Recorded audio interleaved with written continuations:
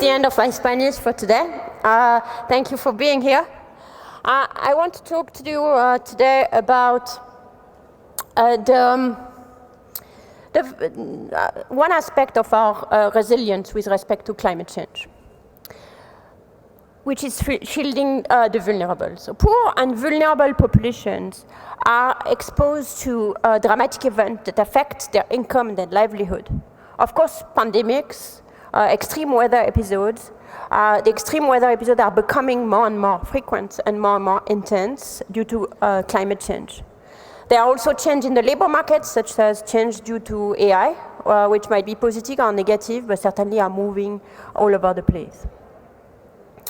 And in particular, I want today to insist on the changes that are caused to climate change, because those changes are large with respect to the economy. They are borne disproportionately by those who are already live in extreme climates, who are most of the global poor, close to the tropics in particular. The poorer people are, and the harder it is for them to adapt to them because they don't have the resources to take adaptive strategies, for example, not working when it's too hot or turning on the air conditioning.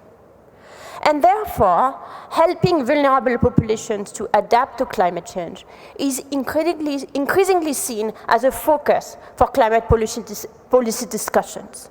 When we used to talk mostly about mitigation and what low and middle income countries can do to help mitigation, the world has finally started talking about resilience and adaptation.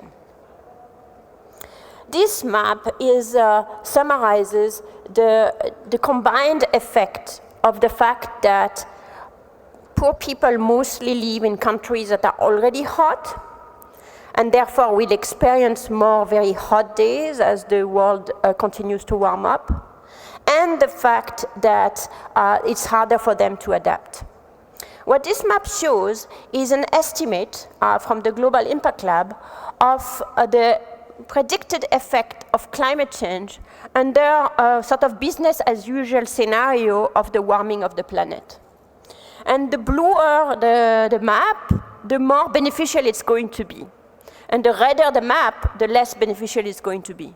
So you might be wondering why, big parts of Chile are actually blue, so is France where I come from. Well, it's because with the warming of the planet, the summer are going to be hotter, and that does kill people, but the winter are becoming less cold, and that kills fewer people.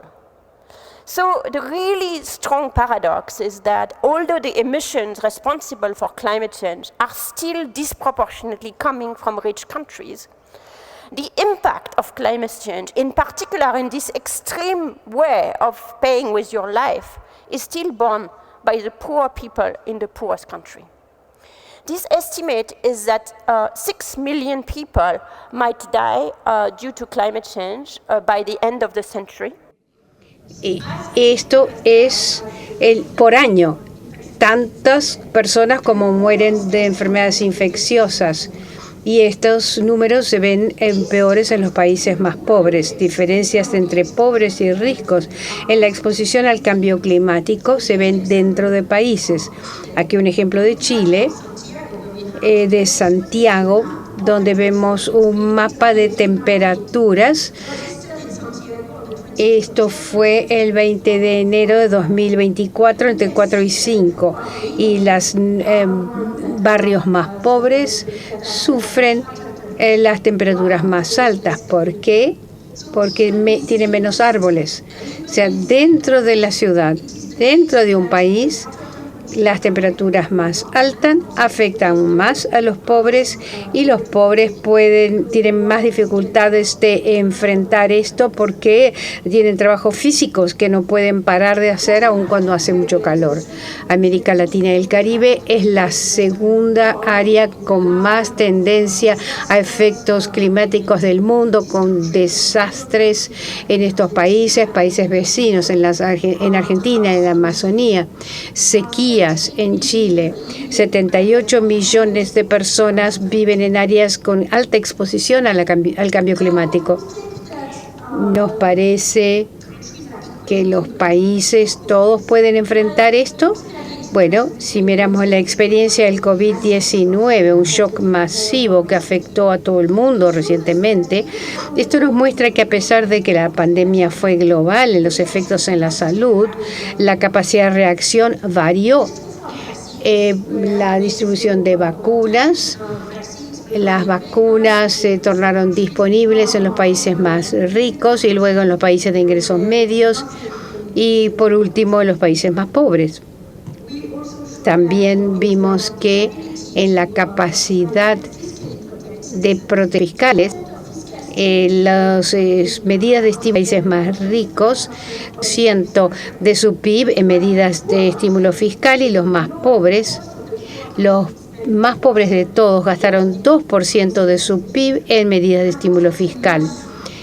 Esto, claro, su PIB ya es muy pequeño, entonces 2% es muy poco dinero. Como resultado, el continente africano y en América Central, el número de víctimas de COVID no fue más alto, pero el efecto que permaneció fue muy largo, muy grande en estos países porque no pudieron proteger a los ciudadanos y una pérdida temporaria de ingresos, como en un país como Chile, se tornó más permanente en los países más pobres y no pudieron todavía salir de los efectos de la pandemia. Lo que la experiencia del COVID-19 nos muestra es que no podemos esperar que lleguen los desastres para ver si podemos ayudar, porque es cuando todo el mundo miraba la crisis como un venado mirando la luz de un auto, ciudadanos que estaban tratando de buscar vacunas, de tener programas.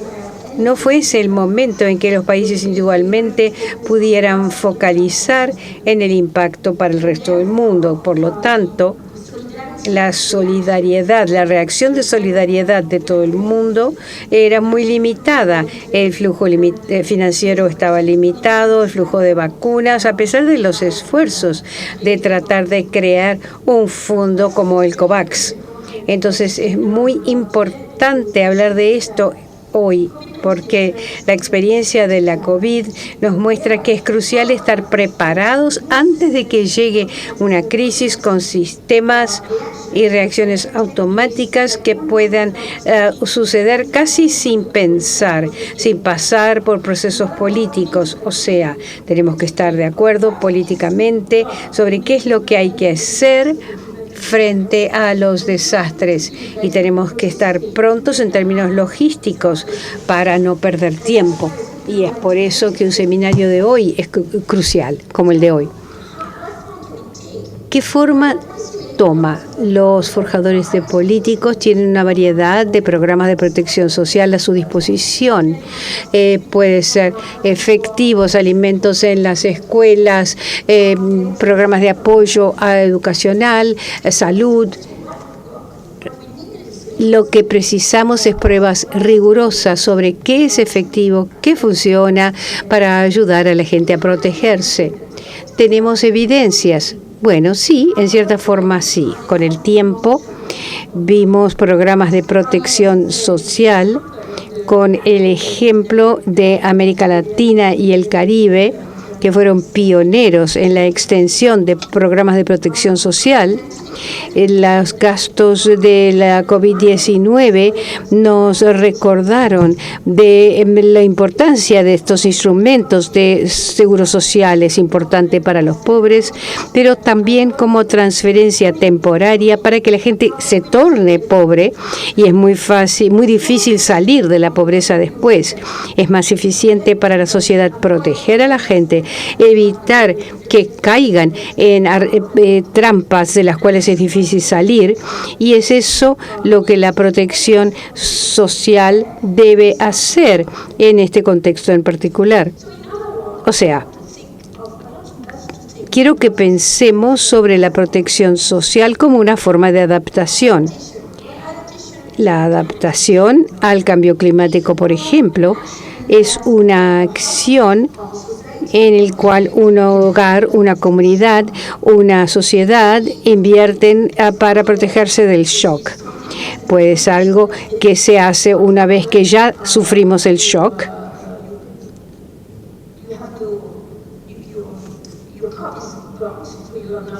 Ya no tenemos que comer, las cosechas están quemadas, hay que ir a la ciudad, o acciones en que los países, los hogares, las comunidades toman antes del shock para prepararse para estos shocks. Lo que puede ser adaptación ex post para el hogar, ex ante, es ex ante del punto de vista de la sociedad, del punto de vista del país, que estamos prontos para dar ayuda rápidamente como reacción a un shock. Puede ser adaptación ex post a las personas porque reciben recursos después que viene el shock, pero para la sociedad es ex ante porque están prontos para ayudar cuando necesario. El hogar estará pronto, sabrá qué es lo que va a suceder. Saben que hace demasiado calor, no tienen que ir a trabajar porque tendrán apoyo y podrán alimentar a su familia. ¿Cuál es la motivación? La adaptación es una palabra nueva en la política pública. El cambio climático se centraba, como decíamos, en mitigación y solo recientemente empezamos a hablar de adaptación, resiliencia y más recientemente pérdidas y daños. ¿Cuál es la motivación para la política pública en adaptación? La adaptación es responsabilidad de todos, hay que actuar. ¿Por qué involucrar a la sociedad? ¿Y por qué la protección social? Bueno, en primer lugar, no quiero que olvidemos esto. Esto es un imperativo moral, porque los shocks llegan primero a los más pobres con menos capacidad de protegerse y que no contribuyeron para nada al problema, porque no contribuyeron para nada a las emisiones. En términos de la economía política, estaríamos todos de acuerdo que esto no está bien. Al mismo tiempo, no hay apetito para qué hacer con que los pobres dejen de ser pobres. Entonces, tenemos que estar prontos a proteger a los pobres de los shocks. Otro tipo de motivación o de lógica, si esta no es suficiente, son fracasos del mercado, aquellos que no están en posición de protegerse individualmente, porque no saben qué es lo que va a suceder, y aunque supieran, los mercados de seguros son muy limitados en los mejores tiempos y los cambios climáticos no son el mejor tiempo porque las empresas de seguro entienden cuáles van a ser las pérdidas. En última instancia, los gobiernos son asegurados de última instancia, nos guste o no. Así que hay que estar prontos. El último punto es que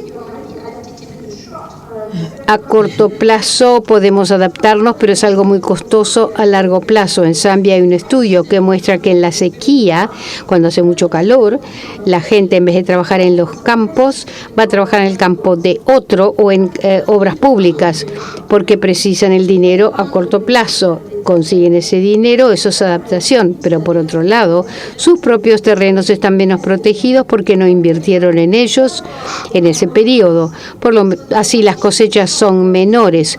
Esta adaptación a corto plazo funciona, pero a largo plazo es muy cara. Con un programa, con un préstamo de apoyo a esta familia, podríamos ayudarlas y más tarde el resultado es mejor, hay más recursos, las personas están en mejor situación.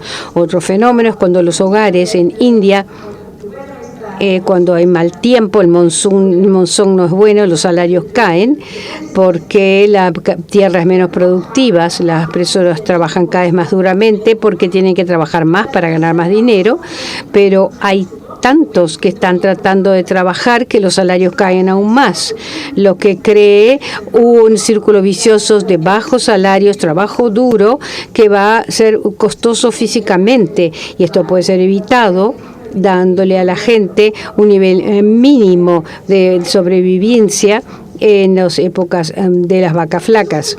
Entonces, los programas de protección social ayudan con adaptación ex post, protegiendo de desastres, reduciendo vulnerabilidad ex ante y aumentando la capacidad de adaptación cuando los programas se combinan con inversión en otras actividades. Voy a dar algunos ejemplos de transferencias ex post.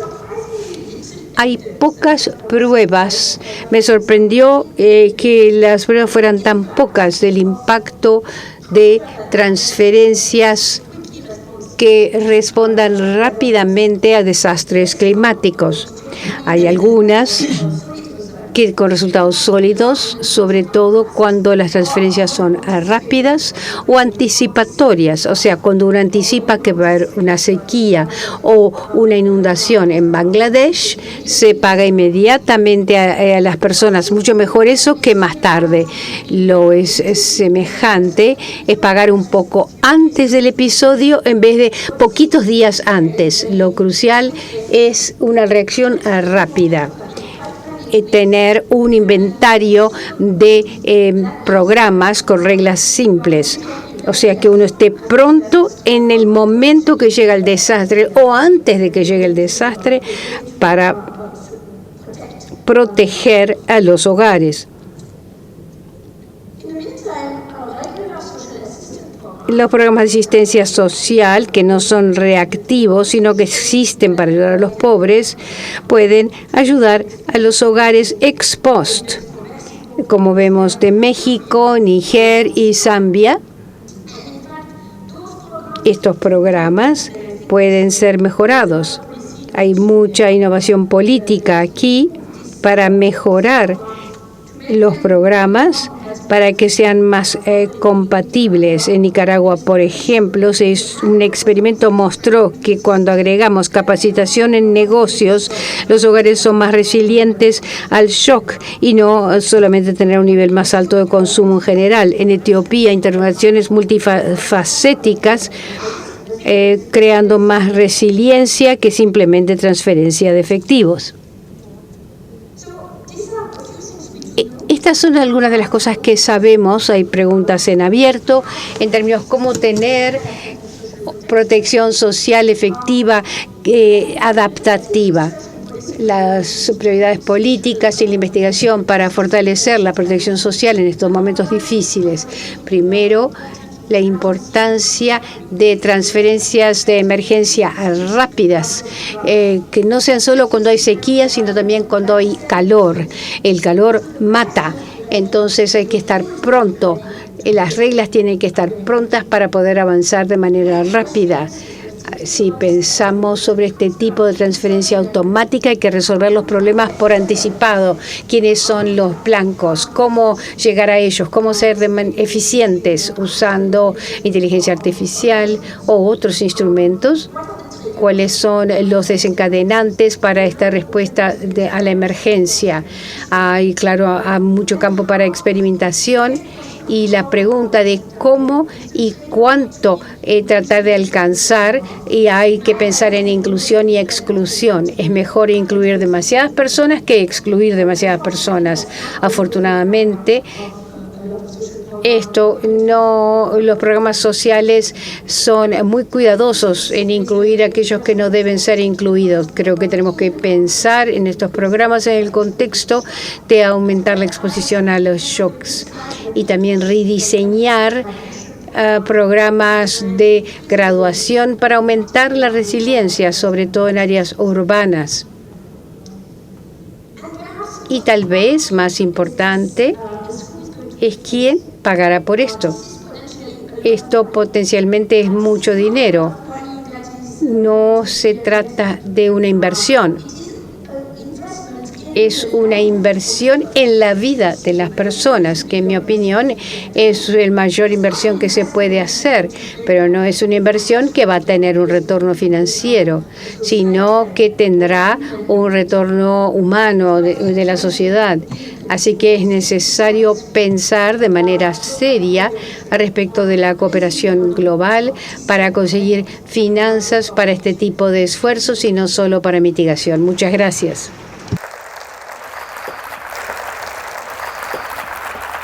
Muchas gracias Esther por esta brillante exposición. Te invitamos justamente a que tomes asiento junto al resto del panel que pasamos a presentar a continuación, Josefa. Partimos con Ana María Ibáñez, vicepresidenta de Sectores y Conocimiento del BID, quien va a ser nuestra moderadora. También invitamos a este escenario a Roberto Angulo, secretario de Integración Social de Colombia. Carolina Trivelli, panelista, investigadora principal del Instituto de Estudios Peruanos y ex ministra de Desarrollo e Inclusión Social, Perú.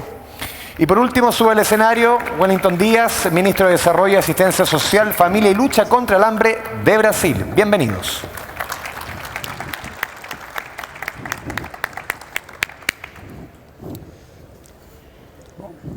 Thank you, Esther, for a wonderful...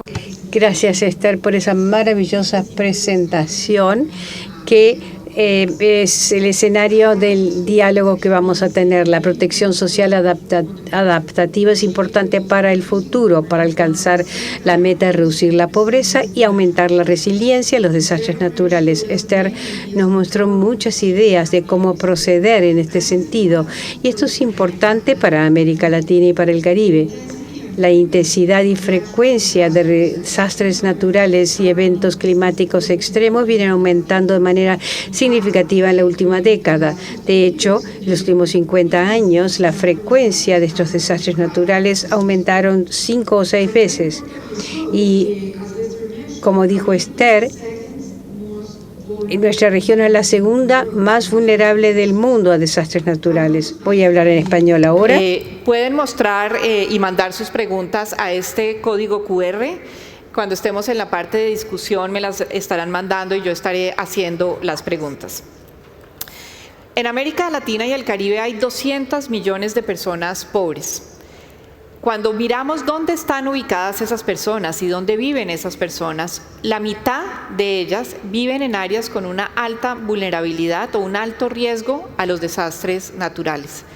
Por lo tanto, diseñar sistemas de protección social adaptativos es un imperativo. Y es un imperativo porque los sistemas de protección social son la primera puerta de entrada para ayudar a la población a mitigar los impactos de los choques de desastres naturales y otros tipos de choques que son y que suceden cada vez con más frecuencia. Quiero hacer una pregunta a todos los panelistas. Primero la voy a hacer en inglés. La pregunta es para todos los panelistas, Esther. La pregunta es la siguiente. En su vida profesional han visto muchas crisis.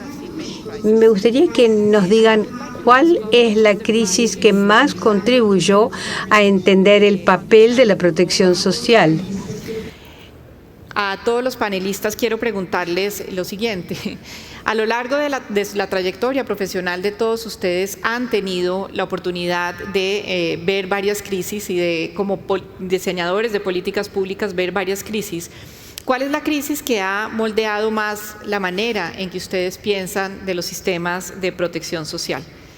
Esther, let's start with you, and then we will go. Después Wellington, Carolina y Roberto. Es un privilegio ser la primera. La crisis de la COVID-19 está ante nosotros por la intensidad del shock, porque estuvo en todos lados y porque se descubrió mucho sobre la necesidad de adaptarse y se inventaron muchas cosas. En un país como Togo, en semanas descubrieron cómo conseguir que todos los operadores de telecomunicaciones se juntaran en una plataforma social única para hacer transferencias a las personas por teléfonos. También se consiguió evaluar cómo hacer estas transferencias y hacerlo de manera rápida. Aprendimos mucho en cuanto a la necesidad de protección social, mucho consenso en la protección social, lo que es raro, porque esto no es problema de las personas, no son perezosos, no porque sean pobres, y hubo mucha ingenuidad, mucha creatividad. Sí, y es muy importante lo que mencionas del consenso frente a la protección social en los momentos de la pandemia. En el caso de América Latina y el Caribe, la región ya tenía varios sistemas de protección social, lo cual nos permitió muy rápidamente reaccionar e irrigar todos los hogares con las transferencias monetarias. Ministro Díaz, por favor, ¿cuál es su caso? Ana María, primero, saudar aquí todas las... Quiero expresar saludos a todas las autoridades, a la profesora Esther, que nos ayudó mucho en la construcción de la Alianza Global contra el Hambre y la Pobreza, y es un privilegio con Carolina, con Roberto y todos los que están aquí presentes. Yo asumí el ministerio en 2023 y pasamos por un ciclo anual de crisis que nos afectaron mucho. La sequía en la Amazonía como nunca, incendios en el Pantanal, pero también las inundaciones en Río Grande del Sur, en el sur de Brasil. 2.200.000 personas fueron afectadas por estas inundaciones.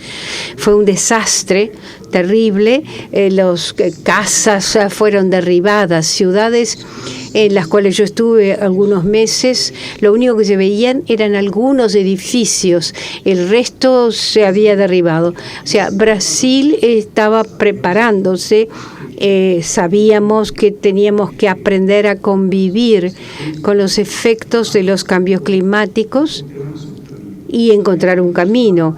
Y yo destaco aquí la implantación de un observatorio del clima, dando alertas. No murió más gente gracias a esta tecnología. La garantía de la integración de varios sistemas. Tenemos un comité que se encarga del clima. La ministra Marina Silva es la coordinadora.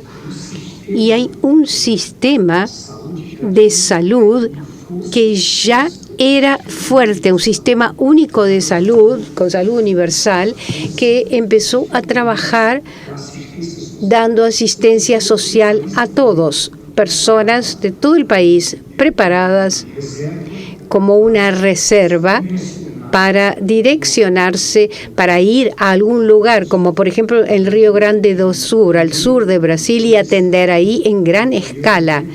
En primer momento, salvando vidas, la situación de salud, donde colocar a la gente, darle alimentos, refugio, teniendo también un plan para largo plazo, para medio plazo, con prevención, inversión,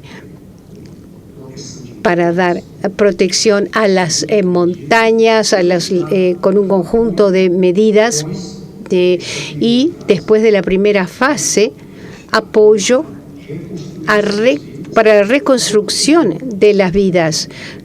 O sea, las personas que perdieron todo, se le hizo un traspaso de dinero, apoyo para los negocios, para los empleos y para la reconstrucción. En Río Grande do Sul lo que se hizo fue reconstruir negocios y ahora es una de las regiones con mayores oportunidades de empleo. Y esto está dirigido al público que quedó desamparado. Es posible para la región trabajar juntos. Tuvimos la solidaridad de muchos países, sobre todo en nuestra región, y lo que el Banco Interamericano hizo fue ayudar con financiamiento rápido. Como dijo la profesora Esther, el gran desafío en esta situación es la velocidad, cómo llegar rápidamente a la gente y salvar vidas, y también conseguir proteger, construir, proteger a los más pobres sobre todo, que son los que más sufren en situaciones como esa. Gracias, ministro. Y aquí está un ejemplo muy importante de por qué estar preparados es importante, ¿cierto? Porque tuvieron un año con 2 desastres muy importantes en Brasil que tuvieron unos impactos grandes, pero estaban preparados y eso les permitió muy rápidamente actuar en la emergencia y en la urgencia, y también actuar en la etapa posterior de recuperación, que es fundamental. Y mencionaba también la importancia de colaborar entre distintas instituciones, incluido el Banco Interamericano de Desarrollo, que tiene que tener los instrumentos financieros para apoyar a los países en estos momentos también, y en eso estamos trabajando, ministro, porque es muy importante. Carolina.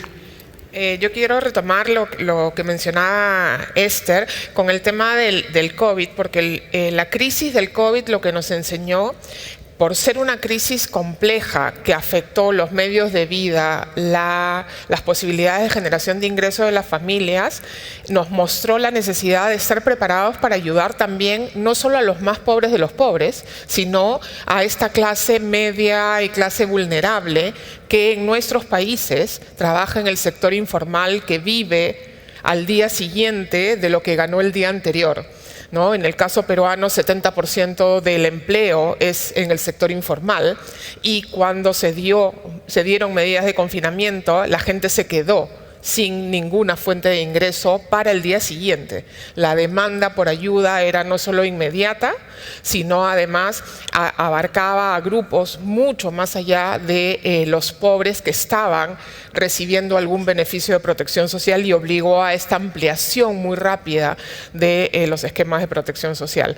Esto cambió la forma en la que entendemos una crisis y un evento inesperado, porque antes tradicionalmente los veíamos solo localizados en fenómenos climáticos, el fenómeno del Niño, los incendios forestales, inundaciones, un terremoto, ¿no? Que afectan y que son muy importantes, pero cada crisis nos ha ido enseñando que no solamente hay que estar listos para responder rápido, sino que hay que estar listos para atender a los damnificados, sean estos de cualquier nivel socioeconómico y con apoyos diferenciados, porque los más pobres sufrieron más y necesitaban un paquete de apoyo distinto a los que necesitaban un apoyo mucho más pequeño y temporal que aquellos que necesitaban un apoyo más estructural, con activos, con servicios complementarios.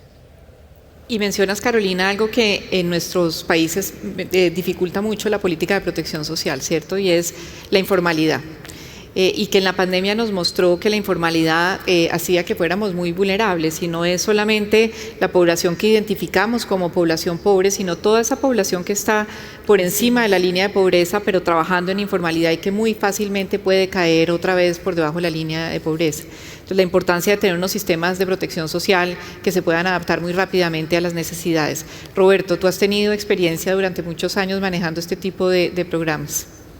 Sí, señora. Bueno, un saludo a todos y a todas. Creo que la pregunta es interesante porque se refiere también como a la lección aprendida desde lo personal, ¿no? Como en la carrera. Yo también creo que la crisis más importante que he vivido trabajando en estos temas es la del COVID. En ese entonces yo estaba al frente de los programas sociales como respuesta a la pandemia en Bogotá, la capital de Colombia, y nosotros pasamos en Bogotá de 27% de pobreza a 40% en un año. Es decir, aumentamos pobreza a una velocidad de más de un punto porcentual. Nosotros nunca habíamos visto eso en Colombia y en Bogotá. En los últimos 20 años, cuando peor nos había ido, habíamos aumentado un punto de pobreza en un año. Ahora, cada mes estábamos viendo aumentos de un punto de pobreza. Hay una cantidad de gente cayendo a esta situación. Y recuerdo que hubo como dos imágenes que a mí se me quedaron y que me cambiaron también la concepción tanto del oficio como de los sistemas de protección social. Tiene mucho que ver con lo que decía Carolina, y es estos grupos poblacionales que de repente se nos revelaron como descubiertos. Que por un lado estaba la población vulnerable, es decir, la población no pobre, que no estaba cubierta por programas subsidiados. En Bogotá se empezó a rodar la bola de que una señal para que un hogar lo fueran a atender, que estaba, digamos, sufriendo de hambre o de pobreza extrema, pusiera como un trapo rojo en la ventana. Era como una señal de autofocalización. Nosotros empezamos a ver que de repente, más o menos después de 2 semanas de confinamiento, esos trapos empezaron a aparecer en barrios de clase media o barrios vulnerables, no necesariamente pobres, pero muchísimos, ¿cierto? Es decir, se nos estaba revelando una cantidad de población vulnerable que estaba en las grietas del sistema de protección social y que además, como ustedes lo han dicho, es informal, y el confinamiento pues estaba prácticamente que cerrándoles la posibilidad de generar ingresos. Ese es un primer grupo. Y hay otro grupo que recuerdo en ese entonces, que nos marcó mucho en la política social del distrito, que está en el otro extremo, y son los más pobres entre los pobres. Es una población que vive en unos inquilinatos tipo pagadiarios, que son inquilinatos de un día o menos de un mes, ¿sí? Son arriendos de una semana, un día. La primera reacción de los administradores de esos inquilinatos tipo pagadiario fue sacar a esa población, porque probablemente no iban a poder pagar, dado que era población informal. Entonces, de repente amanecieron toda la población que vivía en pagadiarios en la calle. Y eran miles de personas en la calle que habían sido expulsadas de los inquilinatos tipo pagadiario. Entonces teníamos esas dos poblaciones, una población vulnerable que estaba cayendo a la pobreza muy rápido y una población en exclusión extrema que tampoco era observable por los instrumentos, a la cual teníamos que atender.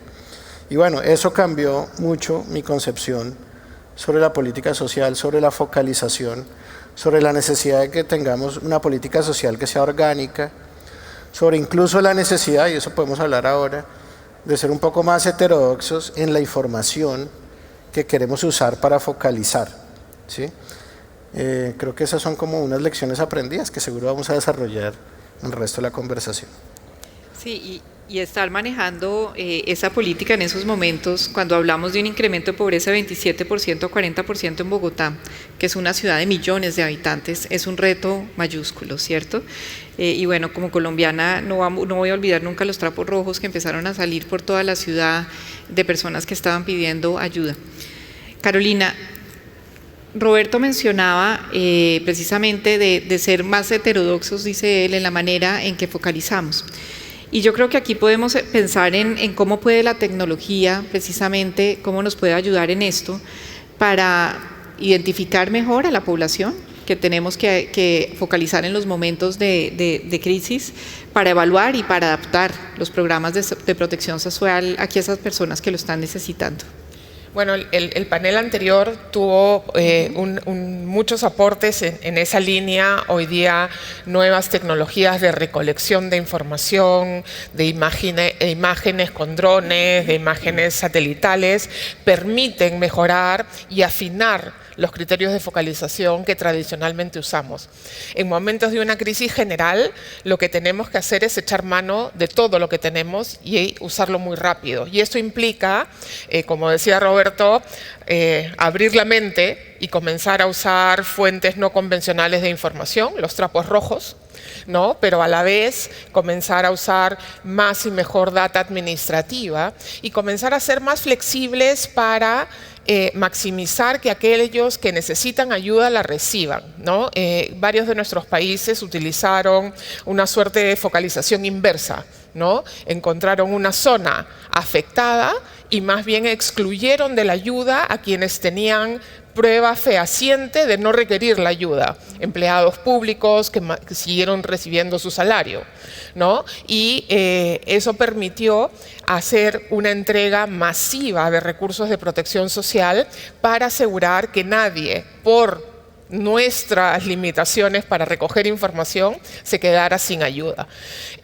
Sin embargo, eso sirve en un primer momento y después hay que afinar esos sistemas, y ahí es muy importante abrir al menos dos canales de formas de complementar la información. Uno, como decía Roberto, comenzar a recabar nueva información de grupos que están fuera de los sistemas, ¿no? Estos en extremo excluidos que decía Roberto, que fueron expulsados a la calle, que tradicionalmente no tienen registros sociales, o comenzar a utilizar redes comunitarias para identificación y validación de casos sociales que requieran ayuda. Se forman muchas nuevas organizaciones sociales porque, sobre todo en entornos de alta informalidad, lo que tenemos es que la primera red de protección social de las personas son sus familiares y amigos.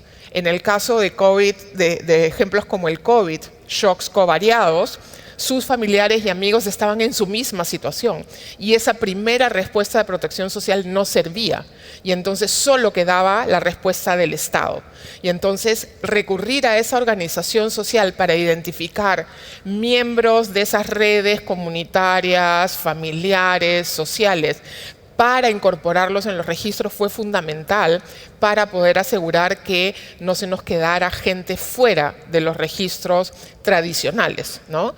El problema viene un poco más tarde, cuando hay que integrar toda esa información más informal de fuentes diversas a los registros formales, porque ahí comienzan a aparecer muchas tensiones con los propios registros originales de los sistemas de protección social, y ahí, por suerte, inteligencia artificial, machine learning nos ayuda mucho a que ese proceso se suavice. No había tanto como hay hoy día hace 5 años con el COVID, pero hoy día probablemente esos procesos serán mucho más sencillos gracias a la tecnología. Agrego un punto que es fundamental, y es que durante el COVID, lo mencionó Esther, ya teníamos a casi todo el mundo conectado a la red de telefonía móvil, y eso permitió no solamente poder recabar información, llamada de voz antigua o llenar una aplicación o completar información, sino también permitió enviar pagos automáticos a una red muy grande. Lo mencionaba la ministra de Desarrollo Social de Chile, como efectivamente la inclusión financiera fue fundamental para asegurar que tuviéramos el medio para enviar la ayuda de manera inmediata a todo aquel que la necesitara. Por eso es tan importante que todos estemos conectados a estas grandes redes como es la red del sistema financiero. Sí, y cuando hablamos de estar preparados es tener los programas diseñados, las maneras de identificar la población, pero también, por ejemplo, que estén conectados a los sistemas bancarios para que se puedan dar esas ayudas muy rápidamente. Ministro Díaz. Brasil tiene unos sistemas muy robustos, ¿cierto? Tienen CAT único, que es un censo importante que ustedes tienen de la población. Lo que quiero preguntarles es cómo les ha ayudado esta herramienta, este tipo de herramientas para la implementación de programas y la capacidad de respuesta durante diferentes tipos de crisis. Ahora ya nos dio algunos ejemplos con lo que sucedió con los incendios en la Amazonía y las inundaciones que se dieron el año pasado. ¿Cómo les ha ayudado este tipo de sistemas? Hola, Ana María. Realmente es una lista, un catastro muy sólido, y en este último periodo Brasil, como la pobreza creció, la extrema pobreza, el hambre, y este catastro llegó a 94 millones de brasileros, este registro, 41 millones de familias con mucha información. Ya llevamos 15 años donde invertimos en este nuevo registro, bastante más moderno, con toda la tecnología, inteligencia artificial y una base de datos muy integrada con la salud, con educación, con el empleo y varias áreas. Son 24 ministerios incorporados y con mucha seguridad privada, digamos, hay mucha privacidad ética, nunca ha habido problemas en relación a este registro. En esta preparación, esta sí es una herramienta que por sí sola permite ayudar el mapa de riesgos de Brasil y que quien vive en mayor riesgo y quien está viviendo en zonas, es importante esa base de datos para que en forma preventiva se pueda cuidar la integración junto con la salud. Garantizar seguridad alimentaria. Nosotros tenemos una situación donde es posible identificar quién está desnutrida, qué persona tiene desnutrición. Y sobre esa base hay el programa de seguridad alimentaria u otro, y la atención, educación, es decir, matriculación, los matriculados, asistencia, clases, y también el registro tiene una base importante para la integración con 48 programas, además de la Bolsa Familia, todos los beneficios de prestaciones continuas para personas con discapacidad, con personas añosas que no tienen esa seguridad de contribución una vez que tiene 65 años, ahí son atendidas. Y el presidente Lula tiene una visión, y es que la pobreza no es solo dinero ni comida. Tiene que pensar integralmente en el ser humano en todas sus fases de la vida. El acompañamiento a gestantes, a personas, a mujeres embarazadas que alimentan, la energía, internet, Internet también para garantizar todas las condiciones de la asistencia. Programas como la farmacia popular, donde hay varios medicamentos de uso crónico y que son gratuitos. Y cuando hacemos eso, bueno, ese dinero que se transfiere, por ejemplo, de la Bolsa Familia, es utilizado en alimentación y el resultado es clarísimo. Nosotros no debemos vamos a terminar 2025, el trienio máximo el próximo año, sacando a Brasil de la inseguridad alimentaria con este mapa del hambre. Y eso con reducción de la extrema pobreza. Estaba en 9% y hoy día es 4.4%. Y el último estudio es más bajo para el patrón brasilero. Y la reducción de la pobreza llegó a 36% de reducción para 27.4 en el 2000. Y el resultado, todavía no tenemos el resultado del 24, pero las personas que se están formando en nivel técnico superior, mejores empleos, el apoyo a los emprendimientos que garantiza que la persona pueda salir adelante. Y la clase media sí, en cuanto al hambre, pero también condiciones en forma integral. Y un registro único es una herramienta extraordinaria que permite planificar a corto, mediano y largo plazo. Porque entonces toda esa planeación, además es una planeación integral, que era parte cuando Esther nos mostraba su diapositiva de los programas de protección social, son muchas dimensiones, ¿cierto? Entonces este catastro único está ayudando precisamente a hacer una planeación y una planeación en todas las dimensiones importantes de los sistemas de protección social. Esther, I would like to ask... Quisiera preguntar, Esther, usted mencionó en su presentación que la población pobre es desproporcionadamente afectada por desastres climáticos y usted mostró en mapas muy evidentes de que esto es así.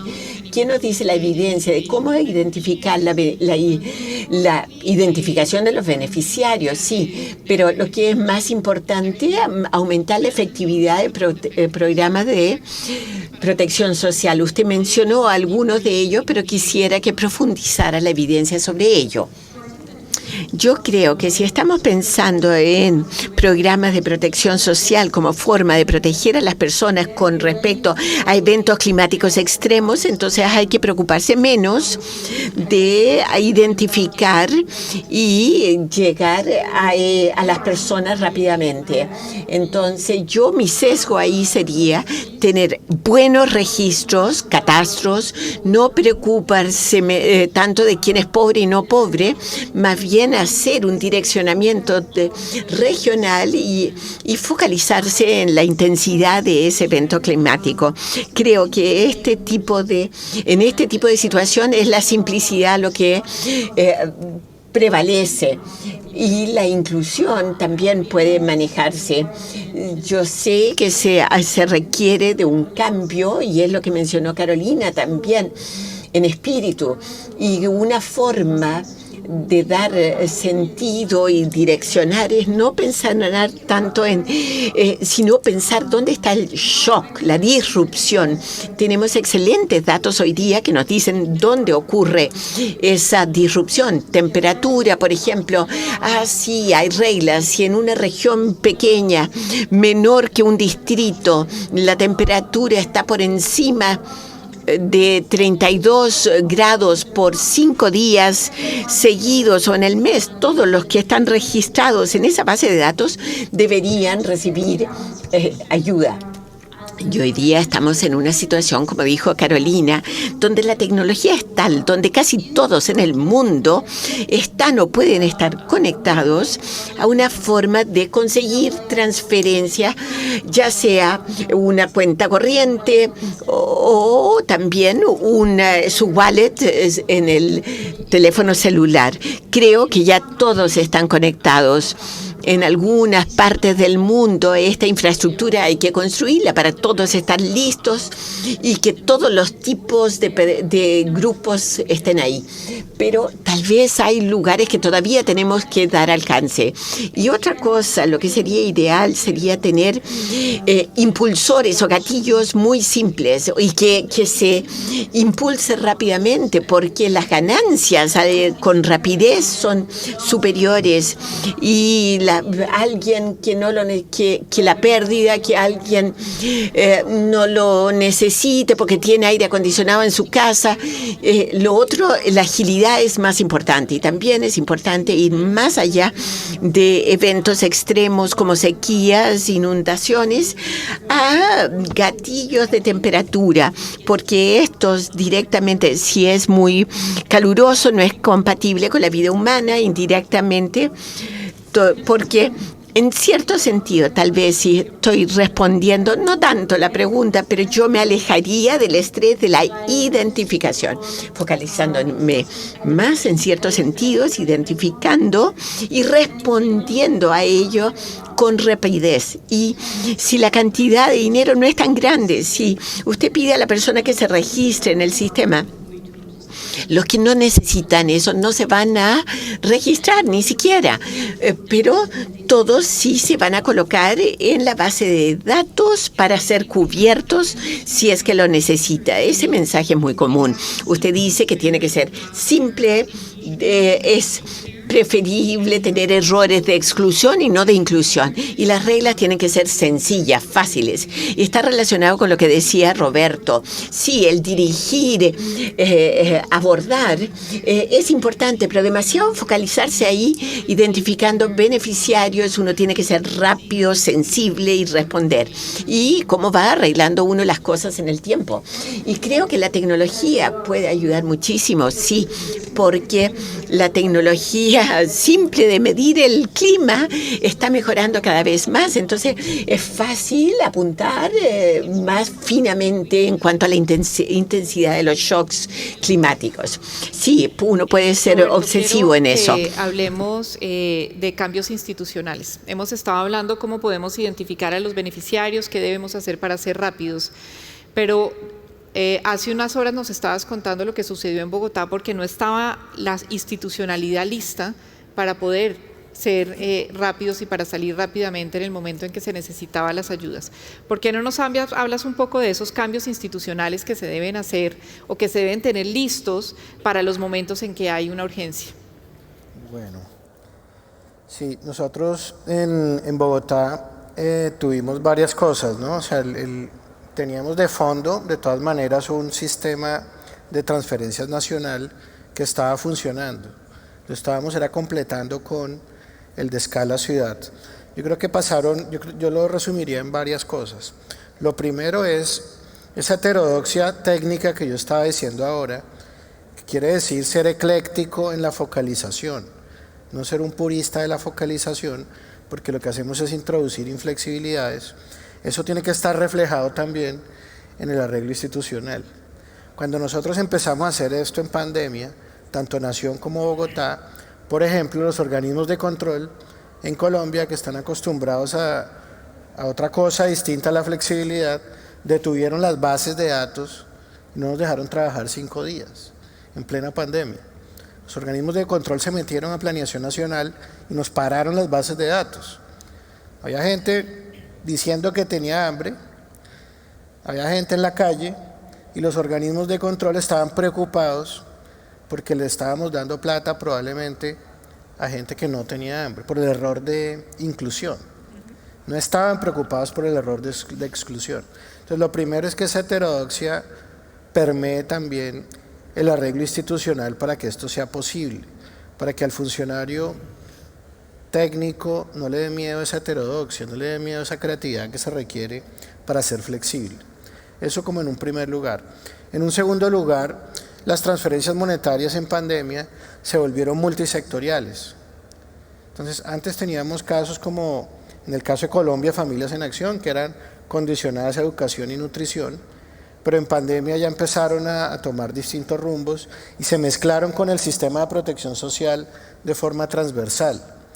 Es decir, habían para personas mayores, personas con discapacidad, con matices muy distintos, como complemento nutricional. Entonces la transferencia monetaria empezó a ser multisectorial.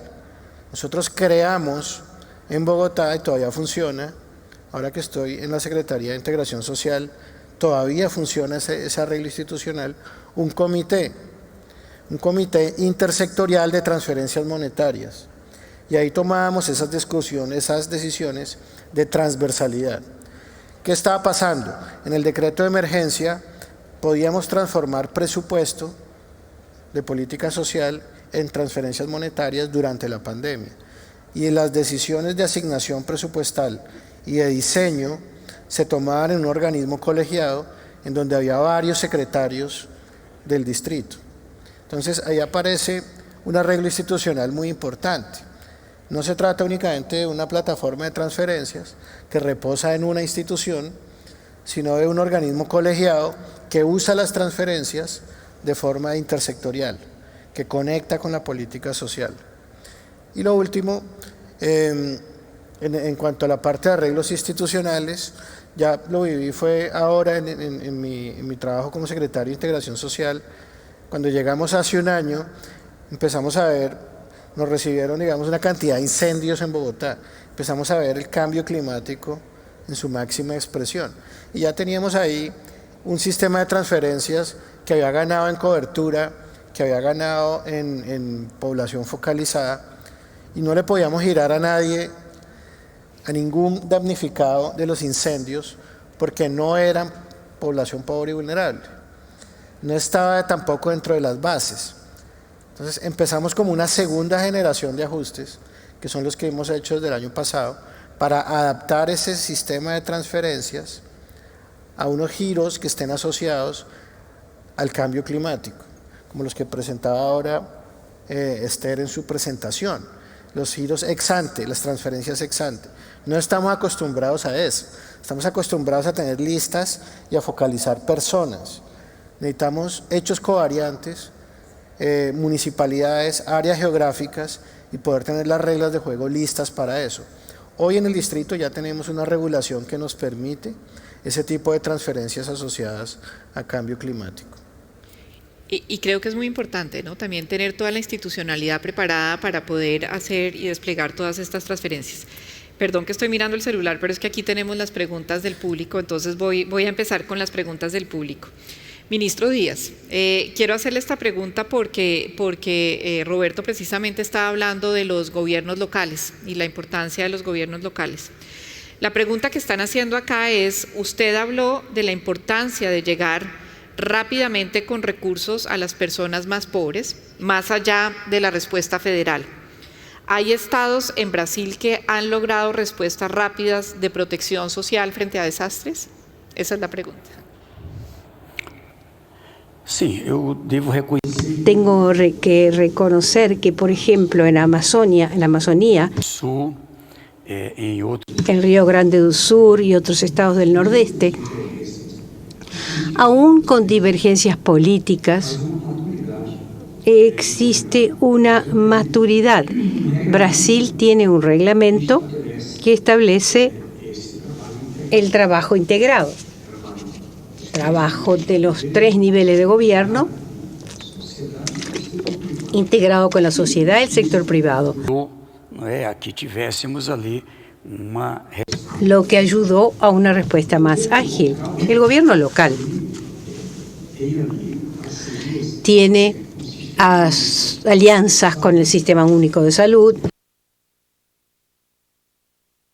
con el gobierno federal y estadual, el Sistema Único de Asistencia Social, de Educación, lo que permite que tengamos la capilaridad del gobierno local, mayor capacidad técnica de planificación del gobierno regional, integrado con la alta complejidad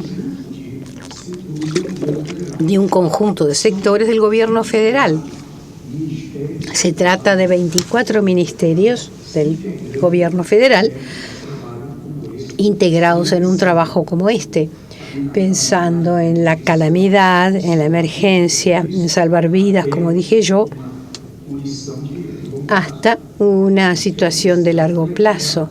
El Ministerio de la Ciudad se va a encargar de la habitación, Minas Energía se va a encargar del restablecimiento del sector eléctrico, salud, educación. Si no tenemos un sistema perfecto todavía, puedo decir que avanzamos mucho, pero el punto principal es trabajar dentro del presupuesto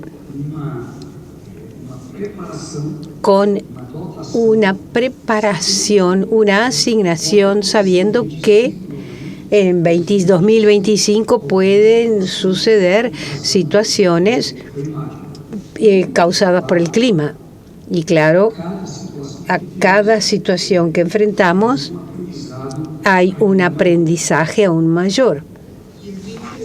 Lo que está mencionando, ¿cierto? Porque es las distintas capas de los gobiernos que tenemos, el gobierno federal, el gobierno regional y el gobierno local, y la capilaridad que tiene el gobierno local.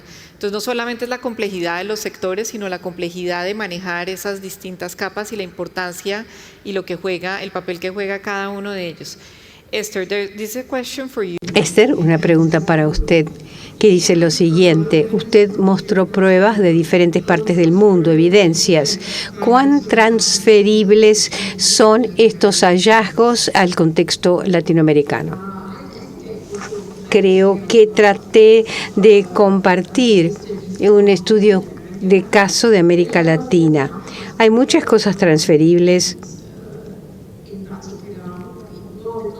en lecciones conceptuales más que detalles de programa, sobre todo cuando tenemos estudio tras estudio que muestran lo mismo, sea donde sea que estén. Entonces, el problema de personas expuestas a temperaturas altas no es diferente aquí que de otras partes del mundo. La ventaja aquí es que hay más infraestructura para llegar a ellos. Pero yo diría que si miramos dentro de los países, hay regiones que están aisladas, son muy pobres, y las lecciones de otros países menos desarrollados pueden ser importantes para la región. Lo podemos ver dentro de los países, ¿sí? Por ejemplo, si vemos el impacto de la transferencia de efectivo en general y cuán bien estaban usando estos recursos, hay una revisión de la literatura de transferencias en el mundo. Muchos son aquí de la región que fue pionera en esas transferencias. Entonces, lo que sorprende de esta revisión de 130 estudios de 72 programas de transferencia de efectivos es que los resultados son muy concretos. La gente hace uso excelente de estos recursos. Cuando la gente recibe más dinero, trabaja más, contrariamente a lo que algunos creen.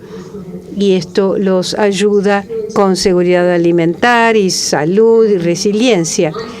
Un estudio fue estimulador, pero cuando tenemos estudios de todos los países del mundo, incluyendo muchos de la región, tenemos una idea mejor de la calidad de los programas, lo que me da confianza de que el usar la transferencia de recursos como parte de seguros es un instrumento muy poderoso. Y algo que usted mencionó y que me parece muy importante para América Latina y el Caribe es que tenemos innovaciones que son importantes para traer al mundo, políticas sociales con innovaciones interesantes que pueden dar ejemplos a otros países del mundo. Quiero preguntarte lo siguiente. Esther comentó de que estos programas de protección social adaptativa no son costosos y no tienen un retorno financiero inmediato. Entonces, en nuestros contextos, en los contextos de nuestros países, ¿cómo se han financiado estos programas y cómo hacerlo de aquí en adelante?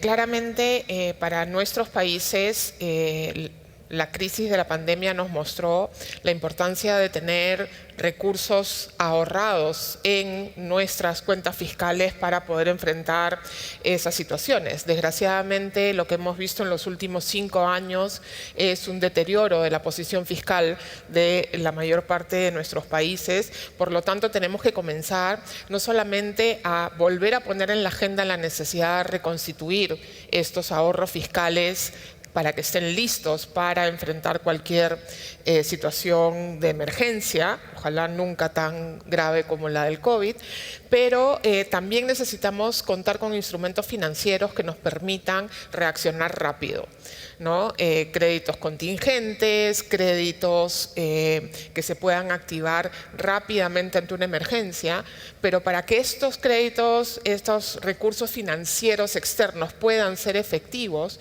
no solamente tenemos que tener una fiscalidad ordenada, porque si no terminan generando otros problemas posteriores, sino que necesitamos tener esta institucionalidad que mencionaba Roberto, tener claro que no es que tenemos que tener un programa social para atender emergencias, sino que tenemos que tener unos dispositivos que ante un evento o el riesgo de un evento se activen de manera automática y permitan tomar recursos de otras fuentes, de otros programas, traer acciones de programas distintos, sean de otros niveles de gobierno o de otros sectores que no sean el de protección social, para atender la emergencia. Entonces es una combinación de reorganizar en el momento de la emergencia predicho, no en el momento donde uno echa mano a lo que tiene, sino tener eso preparado de antemano, tener el acceso a los recursos financieros y poder ejecutar los recursos rápido. Entonces es una combinación de estructuras de financiamiento distintas, pero también de contar con la institucionalidad para canalizarlo y reordenar acciones del aparato público. Como decía Esther, y quiero resaltar esto, el costo mayor para un país no es atender con poco, con muchos recursos, es no atender a la gente en el momento correcto, porque el costo después de una persona que ha caído en una situación de mayor pobreza para que recupere sus niveles de vida es mucho mayor que el costo de ayudarlos oportunamente. Entonces, siempre el trade-off tiene que estar claramente medido y marcado para que la fiscalidad pueda responder de la manera más costo eficiente. Entonces el marco institucional también es muy importante, la parte fiscal, ¿cierto? Lo que estaba mencionando Roberto y la parte fiscal. Y aquí hago una propaganda para el BID, porque estamos rediseñando los instrumentos financieros para poder ayudar a los países precisamente cuando están enfrentando un desastre natural. Esther, you want to mention something? ¿Quiere mencionar algo, Esther? Quiero agregar algo. Yo no soy ministra o exministra o parte del BID, pero es importante hablar del elefante en la sala.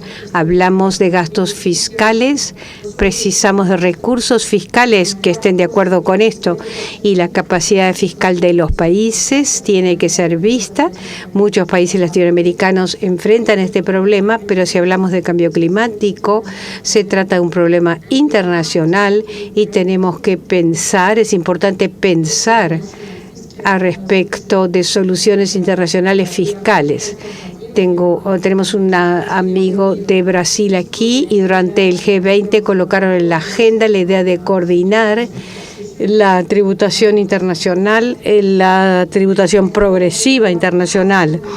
Y esto tiene que ser algo que se mantenga sobre la mesa, porque si no, Carolina tiene razón, el costo de enfrentar la crisis ex post es mucho mayor que enfrentarlo cuando suceda. Los países de ingresos medios no tienen los recursos, entonces podemos decir, bueno, es una pena que no tengan el dinero, pero tampoco no pueden tomar prestado, como pasó en la COVID, diferentemente de los países ricos.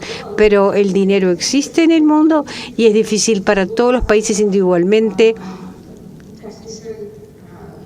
usar la tributación de manera agresiva, porque el riesgo es que la gente lleve los activos a otro lugar o que las empresas se vayan a otro lugar. Si se hace regionalmente o internacionalmente como el proceso G20, es más fácil. Esa agenda es crucial para asegurarnos que estemos prontos tener el dinero para poder enviar a las personas. Una pregunta importante, y es cómo asegurar que las personas que salen de la pobreza no vuelvan a caer en pobreza cuando pierden un trabajo, pasen una enfermedad o estén enfrentando un evento, un desastre natural, por ejemplo, o este tipo de eventos de los que estamos hablando. Bueno, yo creo que ahí nos toca empezar a pensar como en la cadena de servicios que se activa una vez estos programas adaptativos empiezan a funcionar, ¿sí? Porque básicamente lo que se logra con esto es actuar muy rápido en el corto plazo para que esa población no caiga a una peor situación. Pero ¿cuál es la trayectoria que debería tener hacia adelante? Una cosa es la malla de contención, ¿sí? Que es lo que hemos estado hablando acá, que comparto perfectamente lo que ha dicho Esther y lo que ha dicho Carolina. Por un lado hay un imperativo moral de atenderlo, pues los acuerdos sociales nos dicen que no nos podemos quedar quietos, ¿sí? En los países en los que estamos. Pero además los costos de la crisis son muy altos. Nosotros en Colombia todavía no nos recuperamos del golpe que tuvieron los jóvenes y las mujeres en la pandemia, y eso tiene efectos sobre el mercado laboral y productividad. Pero la pregunta es, ¿qué viene después de la malla de contención? Y ahí es donde viene toda la reflexión sobre una protección social que juegue con los mercados, que juegue con la inclusión productiva, que las transferencias monetarias migren o se conviertan en algo que decía la ministra de Chile, en un ecosistema financiero. Es decir, nuestras políticas sociales tienen que tener una vocación de conectarse con las oportunidades de trabajo que generan los mercados, ¿cierto? Entonces el componente de inclusión económica, inclusión financiera, todo este tema de empleabilidad, emprendimiento o elevar la productividad al 40% más pobre, son elementos que van a conectar esa protección social con esa inclusión productiva. Yo creo que lo único que puede solidificar esa trayectoria, que las personas no vuelvan a caer en pobreza, salgan de esa zona de volatilidad, es eso. Es una protección social que no solo es malla, sino que también impulsa a la población en una inclusión productiva, ¿cierto? Y todo lo que estamos hablando juega ahí. Yo creo que es muy importante ahorita que Carolina conversaba sobre qué es lo que tenemos que hacer.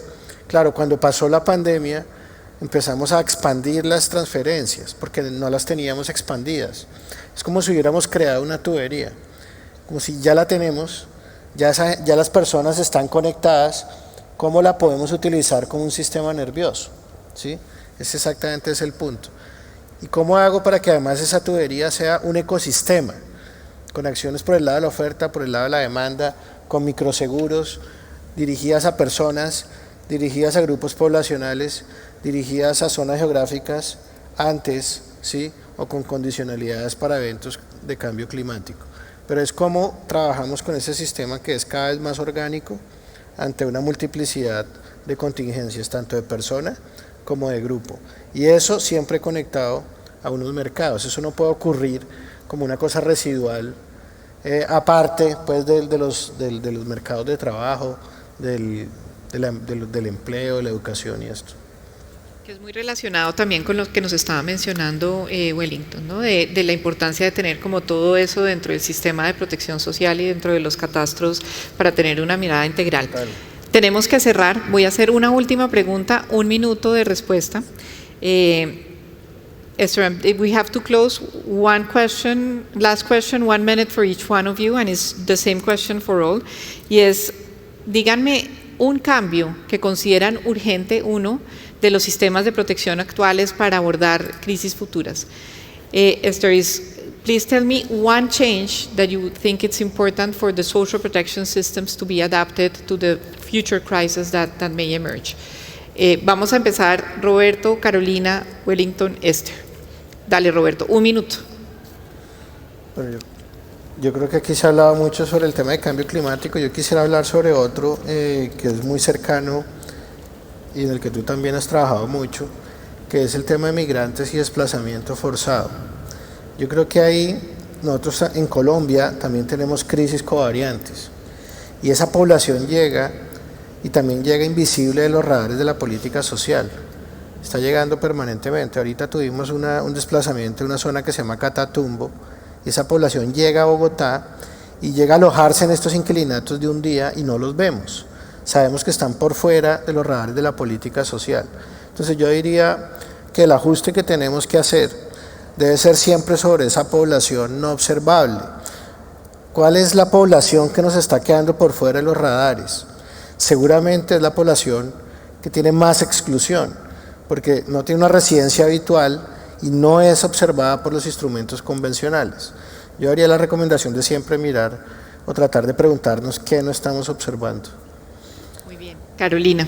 Voy a decir dos cosas muy chiquitas. Una que ya hemos dicho y es asegurar que cada país tenga un instrumento institucional, legal, que se activa en caso de una emergencia con un trigger muy obvio, como dice Esther, ¿no? Sube la temperatura, hay una inundación, hay una pandemia, hay una enfermedad, una crisis de dengue, se activa un mecanismo que le da al sector público instrumental para actuar rápidamente. Lo segundo, somos buenos ayudando a la emergencia, ya sabemos cómo hacerlo, una transferencia, carpa, agua, se resuelve la situación de emergencia los primeros días. Pasada la emergencia tendemos a dejar solas a esas familias sin atención de vivienda, de salud mental, de recuperación de medios de vida. Entonces tenemos que asegurar que hay un programa complementario que recoge a aquellos que lograron pasar la emergencia y los reconduce para que puedan recuperar sus medios de vida en toda dimensión, no solamente en la económica, sino también en la de vivienda, de construcción comunitaria, de recuperación de salud mental.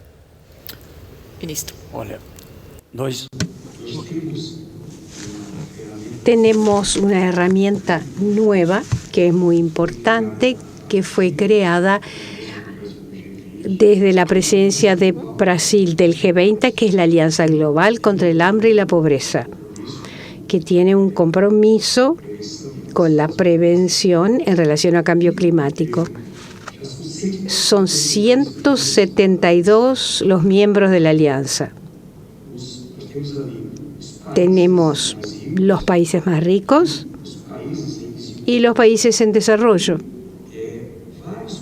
Varios países, 41 gobiernos, varios organismos colocaron las condiciones para ayuda financiera, conocimiento, crédito, para poder atender a 500 millones de nuevas personas que todavía sufren inseguridad alimentaria y pobreza.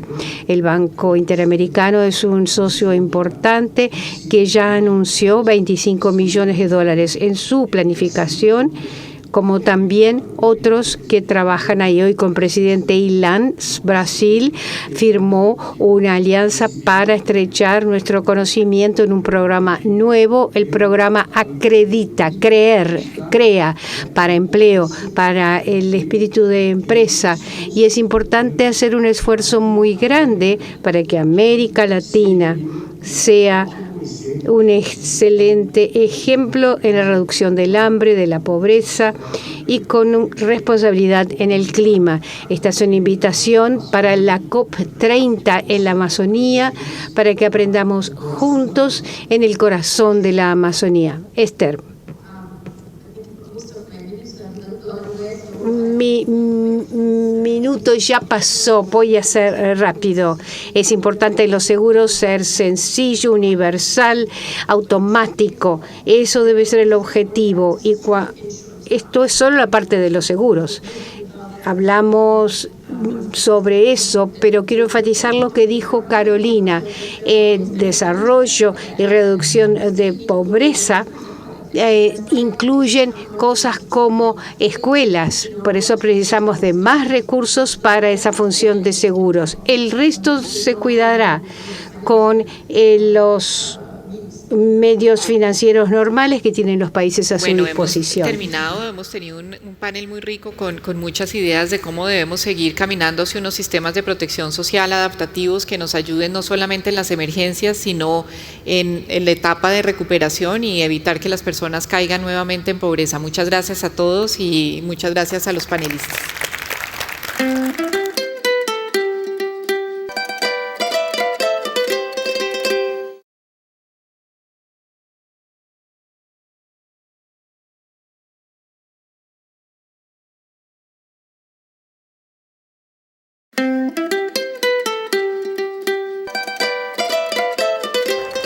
That's the end of my Spanish for today.